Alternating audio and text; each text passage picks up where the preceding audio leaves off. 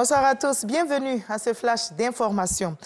Le Fonds de solidarité africain se dote d'une nouvelle identité visuelle. Le nouveau logo du fonds vient d'être dévoilé. Il a été présenté officiellement dans la capitale économique ivoirienne, Abidjan, devant des partenaires techniques et financiers. Tous les pays africains bénéficieront de ce fonds, nous rapporte Dangui Dangui. Après avoir rencontré les autorités et le secteur privé ivoirien avec lequel elle a désormais des accords cadres de coopération, la délégation du Fonds de solidarité africain a signé la fin de sa mission sur les bords de la lagune ébriée par la présentation officielle de sa nouvelle identité visuelle. Nous avons pensé qu'il faut voir le logo, le slogan, la charte graphique du Fonds de solidarité africain pour que ça soit contemporain, pour que ça corresponde à l'ambition du FSA aujourd'hui, que ça corresponde aussi aux objectifs qui nous ont été assignés par les États membres. Cette nouvelle identité visuelle inaugure de nouveaux objectifs et défis que se lance cette institution financière. Nos défis, c'est d'abord renforcer nos interventions dans les États membres, en particulier les pays qui sont en paix, qui sont en sécurité et qui ont un potentiel économique qui ne demande qu'à être révélé, comme la Côte d'Ivoire. Un autre défi, c'est l'adhésion de tous les États africains au Fonds de solidarité africain. Le Fonds de solidarité africain existe depuis 40 ans. 14 États africains sont actionnaires de cette institution financière multilatérale dotée d'un capital de 150 milliards de francs CFA. Avis aux voyageurs résidant en Côte d'Ivoire, précisément à Abidjan. Eh bien, notez que depuis ce vendredi, un nouveau centre de dépistage Covid-19 est ouvert au Palais des Sports de Treichville pour permettre donc à tous les voyageurs de réaliser leur test et d'obtenir dans un bref délai les résultats. L'ouverture de ce centre de dépistage dédié uniquement aux voyageurs est une initiative du ministère de la Santé saluée par les populations.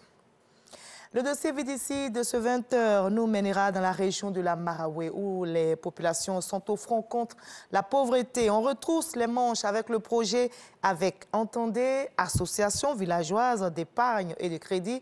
Ce sont des groupements au sein desquels les adhérents épargnent avec possibilité d'accéder au crédit. Et le but est de leur permettre d'initier, de développer une activité génératrice de revenus. Le projet avec fait sensation déjà et les retombées sont palpables du côté de Boisflec avec un projet donc pour l'autonomisation. Ce sera le dossier à voir ce soir à 20h. Il est signé Eugène Atoubi. Et le Mali, en deuil, a rendu un dernier hommage à l'ancien président Ibrahim Boubacar Keïta, décédé le 16 janvier dernier.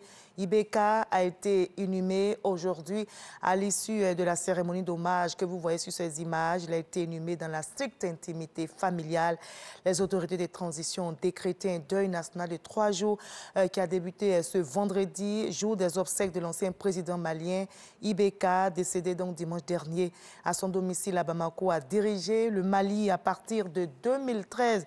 Il aura passé 7 ans à la tête du pays et il a été évincé du pouvoir par un coup d'État militaire en août 2020.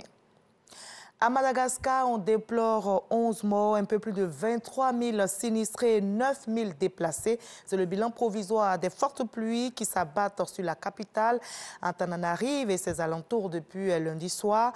Plusieurs quartiers de la capitale malgache sont encore envahis par des eaux stagnantes. Les places manquent dans les 26 centres d'hébergement ouverts pour accueillir les sinistrés alors que les pluies vont continuer les prochains jours selon la direction de la météorologie. Et c'est le dernier jour de campagne ce vendredi 21 janvier au Sénégal avant les élections municipales et départementales de dimanche prochain. Plus de 6 millions d'électeurs sont appelés donc aux urnes et c'est le premier scrutin depuis la réélection du président Macky Sall en février 2019. Allez, c'est ici que l'on s'arrête pour ce Flash Info. Juste après, suivez l'info régionale pour voir toutes les nouvelles de nos régions ici en Côte d'Ivoire. Et moi, je vous retrouve avec plaisir à 20h à tout à l'heure.